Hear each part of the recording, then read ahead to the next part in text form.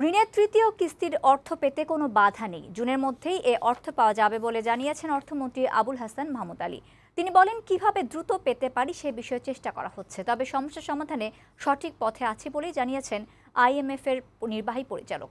রোববার সচিবালয়ে আইএমএফ এর নির্বাহী পরিচালক কৃষ্ণমূর্তি ভি সুব্রমানিয়ানের সঙ্গে সাক্ষাৎ শেষে সাংবাদিকদের প্রশ্নের জবাবে এসব কথা বলেন অর্থমন্ত্রী। অর্থমন্ত্রী জানান, সবকিছু মানুষের ক্রয় ক্ষমতার মধ্যে যেতে থাকে। মানুষের জীবনযাত্রার মান যাতে সীমার মধ্যে থাকে সেভাবেই আসছে বাজেটে উদ্যোগ নেওয়া হচ্ছে। এই বাজেটে মানুষের আশা আকাঙ্ক্ষার প্রতিফলন ঘটবে বলেও আশা প্রকাশ করেন অর্থমন্ত্রী। উনি যেটা বলেছেন সেটা হলো যে কাজ রাইট ডাইরেকশনে আছেন।